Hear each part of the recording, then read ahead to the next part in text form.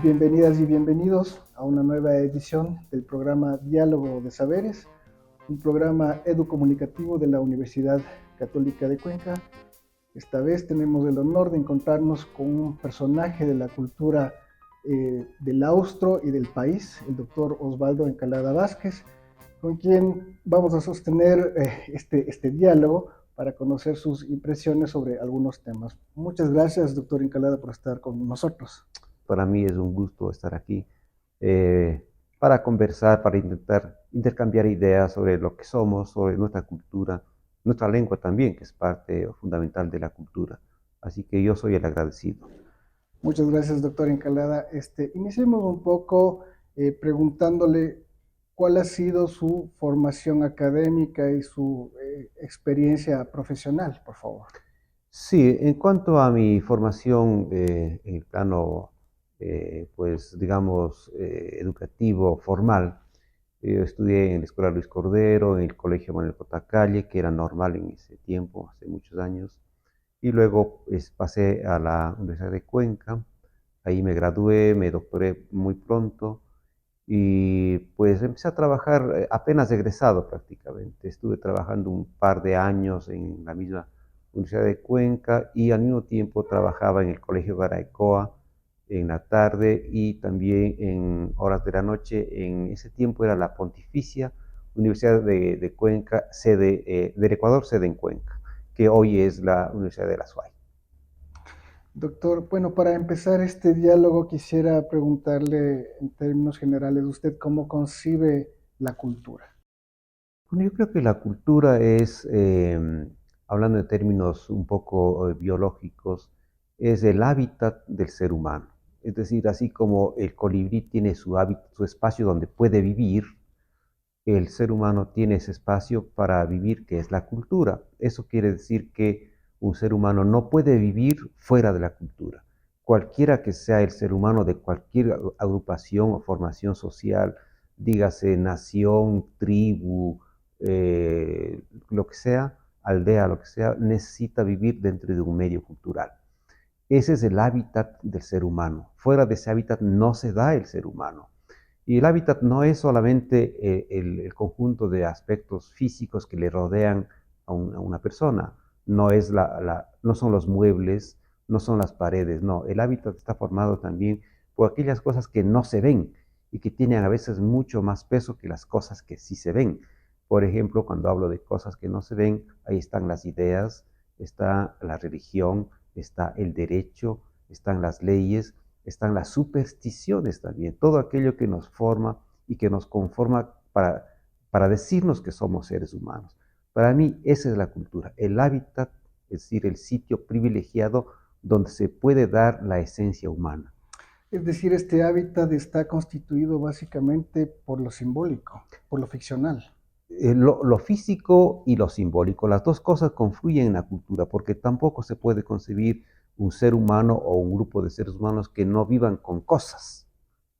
Por más simple, si uno va a la historia o a la prehistoria, por más simple que sea una formación social, por lo menos tendrá una choza o una cueva donde refugiarse y tendrá instrumentos de piedra o de madera para poder cazar o recolectar frutos.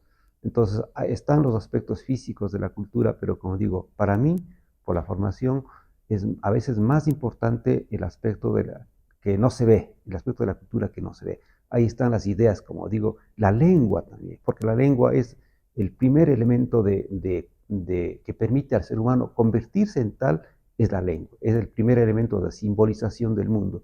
No hay cultura que no tenga lengua. En esa medida, para que exista una cosa, tiene que haber primero el concepto de cosa. No necesariamente. La cosa se va construyendo con el hacer humano. Por ejemplo, si tenemos la idea de una puerta, no es que primero hay que hacer la puerta, tampoco es que primero hay que tener la idea de la puerta. Lo primero que hay es la necesidad de que haya puerta. Esa necesidad es la que provocará que luego se cree físicamente una puerta. Estas necesidades de todas maneras se van resolviendo de diferente manera en las diferentes culturas. ¿De qué depende eso? Por supuesto, es una pregunta sumamente interesante y que a mí me ha permitido reflexionar mucho, mucho tiempo hasta tal punto que uno de mis libros llamado Artrología es la respuesta a esa pregunta que yo mismo me hacía siempre.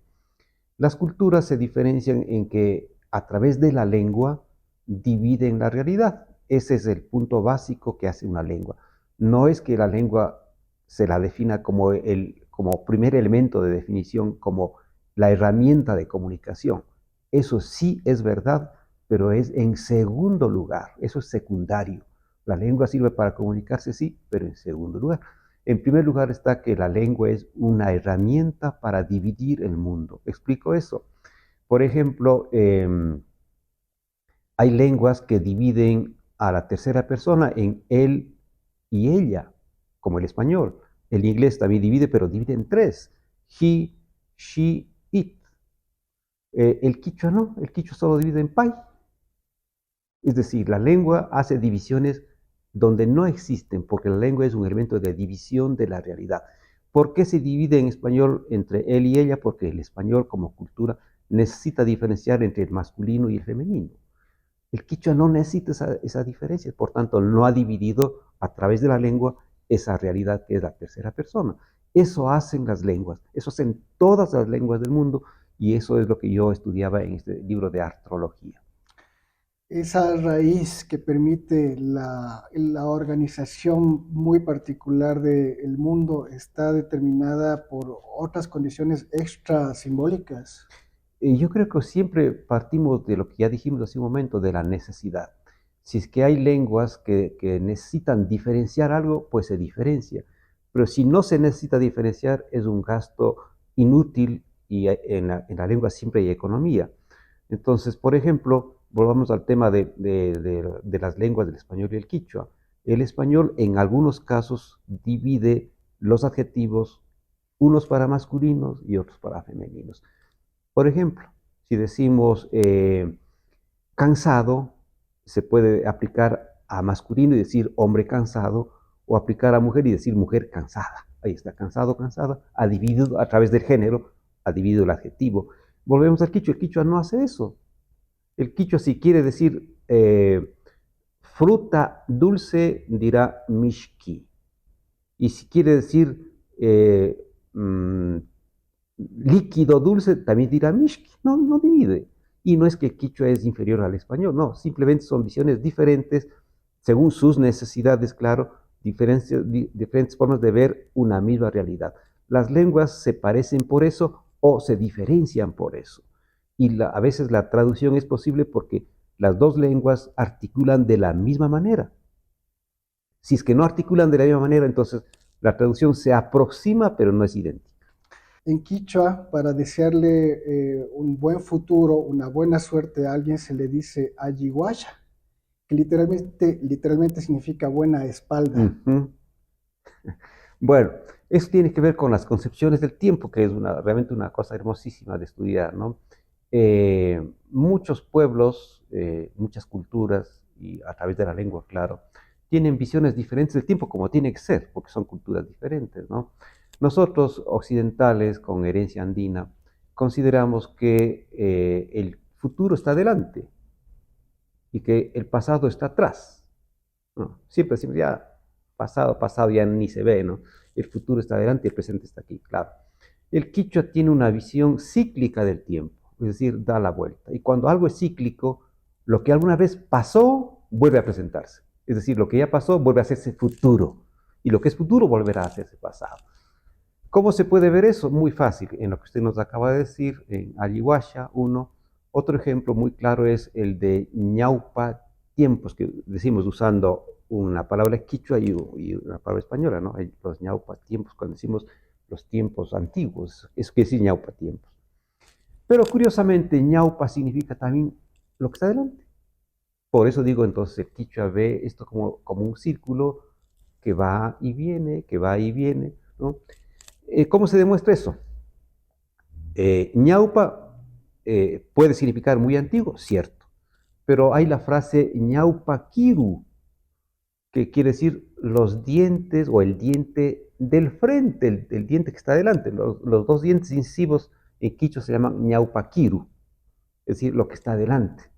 Por tanto, ñaupa es lo que está atrás, pero también lo que está adelante. Por eso digo, la concepción del tiempo en quichua es cíclica. Ahora, nosotros, insisto, como occidentales andinos, pensamos, tenemos dos concepciones del tiempo. Curiosamente la gente nunca se da cuenta de esto, ¿no? Tenemos una concepción lineal del tiempo y cuando algo es lineal es irrepetible. Pero al mismo tiempo tenemos, justo al mismo tiempo, una concepción cíclica del tiempo. Las dos cosas funcionan perfectamente sin contradecirse. Por ejemplo, la división del año en meses. Esa es una concepción cíclica, porque una vez ya pasamos de enero y después vuelve otro enero. La semana es lo mismo, ya pasamos el jueves de la otra semana y mañana se presenta otro jueves.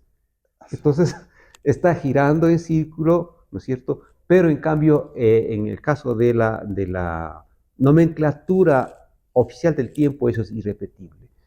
Una vez nació Jesús, en el año 1 de nuestra era, y nunca más se repetirá eso. Entonces, hay una concepción lineal del tiempo, ¿no? Pero como digo, nosotros usamos perfectamente las dos concepciones y nos volvemos de maravilla sin que notemos ninguna contradicción. Recuerdo que uno de los aspectos claves en lo simbólico Cañari precisamente tiene que ver con el churo. Sí. Puede estar asociado a esto, Es ¿verdad? posible, es posible. Como digo, muchos pueblos antiguos tenían, y tiene también, acabo de mostrarles el caso del español, tenían esta visión porque los primeros calendarios son lunares. Y como todo el mundo sabe, la luna crece, decrece, desaparece, vuelve a aparecer, es cíclica. Es mucho más que el sol. Los calendarios solares son más posteriores, hablando del tiempo de la cultura. Los primeros son los lunares. Y los cañaris dicen pues que adoraban a la luna, ¿no? Entonces, claro, es posible que algo de esa cosmovisión esté todavía entre nosotros, viva, de pronto por debajo de la cultura, esté operando, es posible, ¿no? Pero como digo, insisto, los calendarios lunares son cíclicos, los solares son menos, y cuando se habla de cronología siempre es lineal. Por debajo de la cultura. Es decir, en ese conjunto de necesidades emocionales, psíquicas, vitales que permiten el aparecimiento de necesidades y las formas de resolverse. Bueno, cuando yo digo debajo de la cultura, no es que no estén en la cultura, lo que pasa es que están operando, pero de forma no consciente en la cultura. Esto tiene que ver también con la lengua y con algo que no es lengua, claro, como la cultura en general. En la lengua existen nociones de lengua, claro, pero como si concibamos la lengua como un pastel, hay una capa que está arriba, pero hay otras capas que están debajo y que no se ven. Esas capas realmente no se ven, pero no es que no existan. Si no existieran, se caería la torta. Entonces, ahí están sosteniendo a la parte de arriba, pero no se las ve.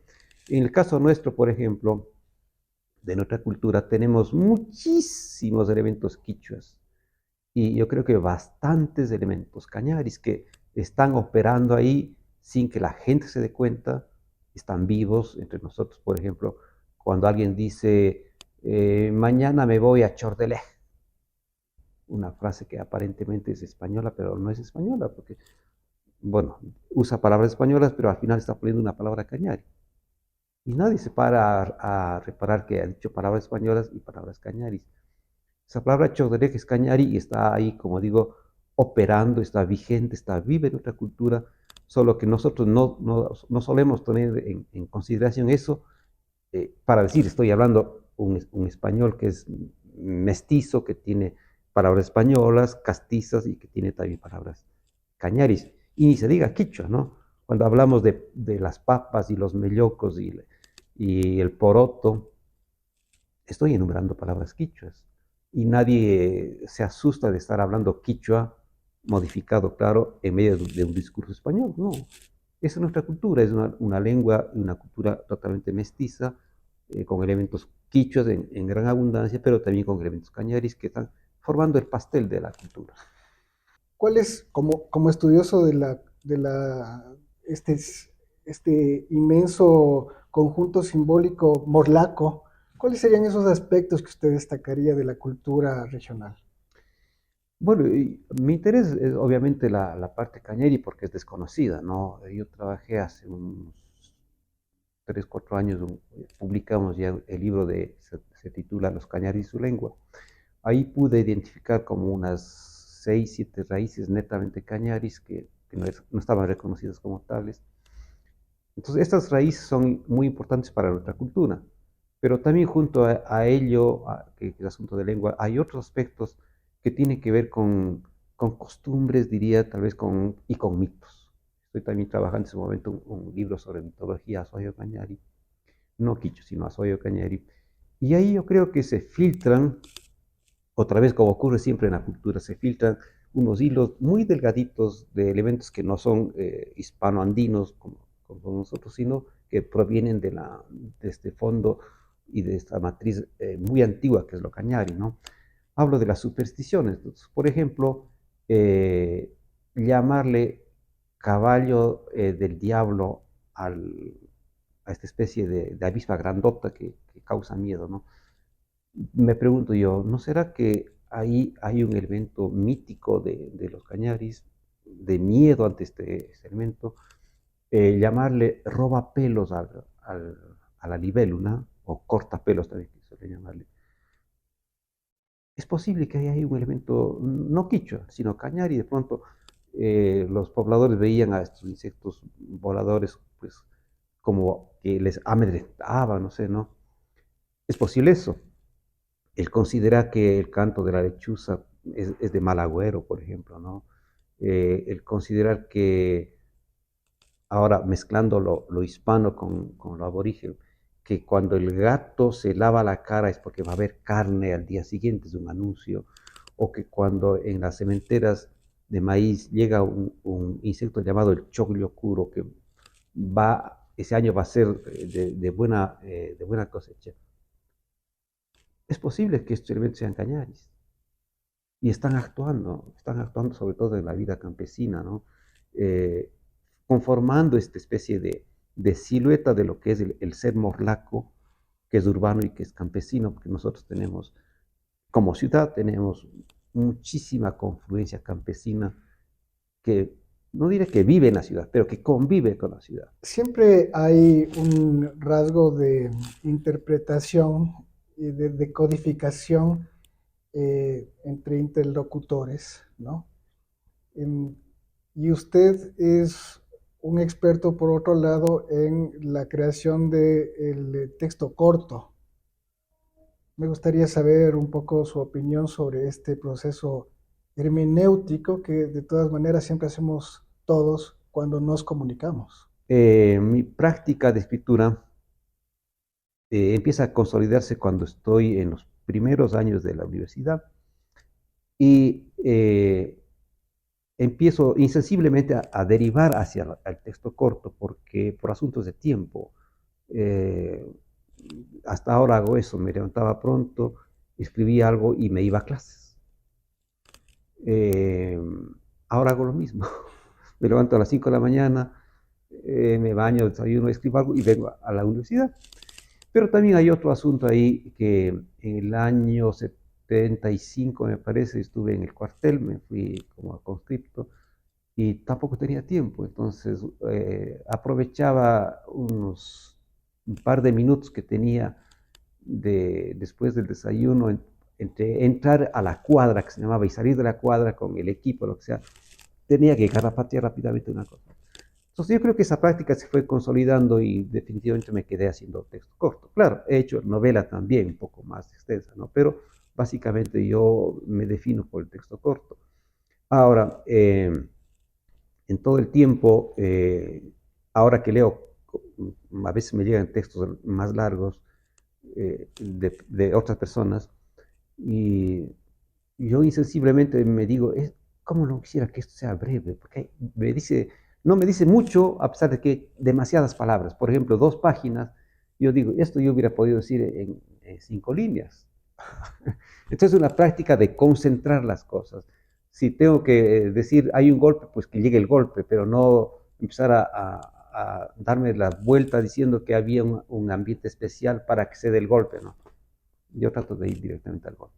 Yo tengo este rato publicados 2 diccionarios, el diccionario de la vista gorda y el diccionario que se llama diccionario para melancólicos. ¿No? Ahí se puede ver, sí, esta especie de apotegmas, ¿no? De frases sentenciosas, pero claro, No, yo no voy, no me trato de mover hacia la sabiduría, el conocimiento, no, sino hacia la broma. Mis diccionarios tienen esa dirección hacia la broma, ¿no? Entonces, claro, se puede decir algo con una línea eh, humorística o que trata de ser humorística para desenmascarar a veces las cosas, ¿no?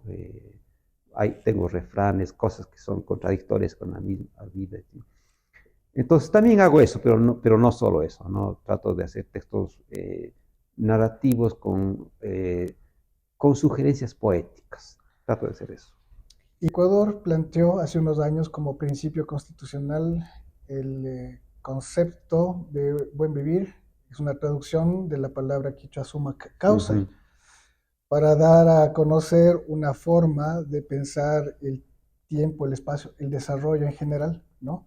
Desde concepciones más cercanas a lo armónico, a la relación con la naturaleza. Eh, pero en la actualidad vemos que ese concepto prácticamente ha desaparecido. Bueno, yo creo que ahí lo que ocurrió es que, como otras muchas cosas, las buenas cosas de la cultura o los buenos conceptos de la cultura fueron utilizados con fines protervos, ¿no? Que son los fines políticos usualmente. Entonces, claro, los fines políticos son deleznables, muy temporales frente a lo que es la cultura. Es posible que eso haya pasado, ¿no? Se trató de aprovechar conceptos muy ricos de la cultura quichua y armónicos, conceptos de gran armonía, pero como digo, sacándolos de su contexto y llevándolos para fines que no tienen nada que ver con la cultura, ¿no? Los fines políticos lamentablemente están en otro nivel. El político no está interesado ni en gobernar, no está interesado en progresar, ni él ni su pueblo. El político está interesado en ganar las elecciones y nada más. Ganar estas elecciones y ganar las siguientes elecciones y ganar las siguientes elecciones. Esa es la vida del político. Me corrige si me equivoco, pero en términos generales la teoría lingüística clásica eh, separa al signo lingüístico entre un componente significante, que sería la imagen acústica, Ujú. y un componente de significado, que sería el concepto. Así Esto es. está muy claro cuando uno piensa en la palabra casa. Ujú. Tiene una imagen acústica, que en castellano sería casa, y un concepto que tiene que ver con ese espacio Ujú. de producción de la vida y reproducción de la vida entre personas cercanas. Pero ¿qué pasa cuando yo digo la palabra libertad? Bueno, en el caso de los objetos, eso es muy fácil ver la diferencia entre lo uno y lo otro, porque es perceptible primero el referente del signo, y luego tenemos muy claro en la mente todos los que hemos visto una casa. Sabemos que puede haber diferencias de forma, de tamaño, de color, lo que sea, pero hay un concepto detrás de todo eso que está ahí. Pero en el caso de los conceptos abstractos, llamémoslo así, la situación es sumamente compleja, difícil, porque yo creo que, volviendo al tema de la casa, todo el mundo va a tener una idea común de la casa, como digo, dejando de lado las diferencias. Pero en el caso de la libertad, no, porque es un concepto abstracto, entonces ese concepto tiene su propio referente en la mente del usuario. Y cada mente es individual, por eso que para mí la libertad será una cosa, para otros será otra cosa, para los que están presos será otra cosa, para los delincuentes será otra cosa, para los jueces será otra cosa, jueces delincuentes también. Entonces, ahí se vuelve la situación muy compleja porque, como digo, son conceptos abstractos y en ese caso, cada persona va poniendo parte de su propia experiencia y de sus ambiciones y de sus deseos en ese sentido de esa palabra. Es muy complejo y por eso es que a veces cuando uno habla de una cosa resulta que el oyente o el lector está pensando en otra cosa que no tiene nada que ver con lo que uno pensaba. Y en esa medida es posible hablar de ideales, de principios colectivos. Sí, pero para eso se necesita de educación. Y yo sabía que iba a llegar a este tema. Pero es que la educación es la construcción de la persona y de las personas.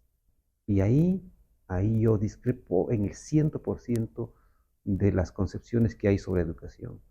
La educación no es un derecho. Están totalmente equivocados. Eso dice la Constitución.